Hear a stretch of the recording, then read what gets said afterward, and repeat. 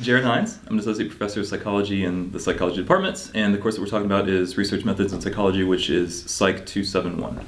It's kind of a crash course in how to do studies in psychology, how to understand how research is performed in psychology, and actually how to do it. So it's essentially an overview of every basic component of research just in general, which can apply to psychology or really any other field. And the main sort of component of the course that's probably the most valuable component is the project that students do during the course. And essentially it's learning by doing. That's what makes this class quite different from many of the others. It involves a very in-depth group projects wherein they take the principles that we discuss in class and apply them to a research topic of their own interest. And by they I mean students, usually groups of 3 or 4, at least in my class, work together to come up with a topic of interest and then discover sort of what's been found about that topic in past research from other researchers from across the last, let's say, 20 or 30 years. And then they come up with a novel idea for their own project, so some way in which they could potentially add to the body of research that's available out there. And then they go about implementing that study.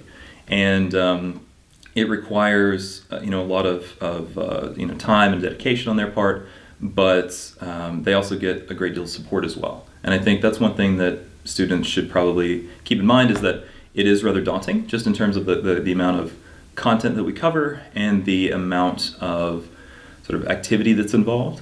However, it's spaced out quite a bit during the course of the semester, so it's not particularly overwhelming. And by the time that they are tasked with doing things, they have had sufficient coverage to understand how to do those things. So it's not that they're left twisting in the wind or anything like that, which I think is sometimes their fear. In terms of how we accomplish the goals of the course, just to get them to basically finish their project and understand how things are done, it's the case that everything that they do is broken down into small kind of components, and those components add up to basically a final product at the end of the semester. And I focus very much on the project because I think it's the most important aspect of the class, because it really shows that they've learned how to do things. But there are also other components. There are a variety of quizzes that they take just to check for basic understanding of concepts. There are in-class activities and out-of-class activities, homework assignments that, again, provide them with a lot of practice so that they're ready to roll when we eventually get to that point. And they also allow me to, they basically serve as like diagnostics, so that if I can identify students who might be struggling a bit, then I can try to help those students kind of catch up if they need to. I have sort of a motto in the class, which is that we're all in this together. And I think that's really the kind of vibe that I try to achieve, which is that we're all learning the same stuff at roughly the same pace. And I don't want anyone to get behind, because if one person's behind that I notice, there are probably lots of others that are behind as well. So it's important, regardless of what we're talking about, regardless of the time point in the semester, we're all in this together and we should help each other. And oftentimes that's one thing that I really like seeing in the class, is that it's not just me helping the students learn stuff, it's that they help each other. And I think that reinforces learning, and that's something that may be a little bit different from many of the other classes that they've taken.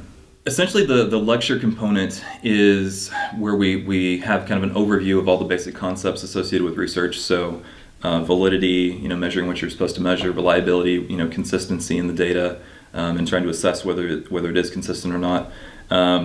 We also have, there's so many different research components. In lecture, we talk about a lot of examples of real-world applications of research, where research goes wrong, basically, and people misuse it or misunderstand it. I think that those are often some of the most important examples, at least based on what students have told me, because they see the application of what we're talking about, which is often abstract in class. They see it applied out in the real world, and that's super important, because the one thing that I really hope that they take away from the class is that they are able to apply this knowledge, not just in psychology, but in general, to evaluate the quality of evidence, to evaluate, basically evidence for and against whatever they might be considering, and make a decision based on that, rather than whatever they might come across on the internet or whatever they might hear some authority figure say. I think that's one of the most fundamental components of the class. And we go through a lot of that stuff in lecture. The labs are focused much more so on their work toward sort of implementing the things we talk about in lecture. So actually performing statistics, actually like doing parts of their research project with their group mates. And in lab, for example, like when we're doing statistical work, I will go through step by step and show them how to do every single thing so that they feel comfortable with it before they are set forth to do it by themselves.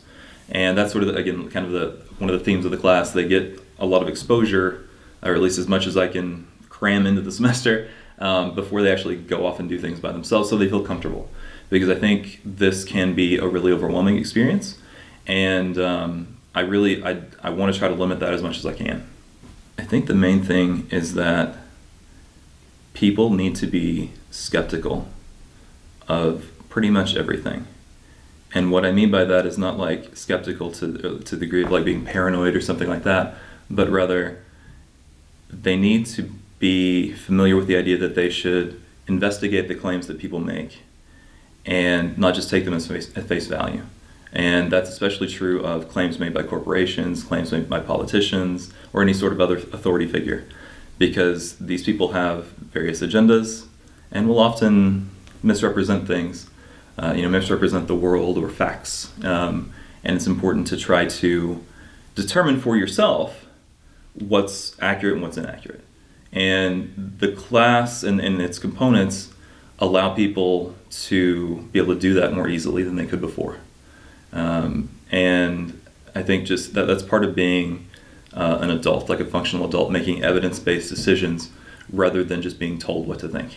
Even students who aren't very confident going in and who legitimately may not know much going on, like don't remember much from stats, for example, even they by the end of the semester almost always feel good about what they've done. And it was surprising to me the first few times I taught the class how positive the feedback was. Not just about me, but about the class itself. How interesting people find it, and how worthwhile they seem to think it is. So, people hear stories about it being like so scary, but it's really just tedious from time to time. If you have decent time management skills, you'll be fine. And if you ask questions when you have them, you'll be fine.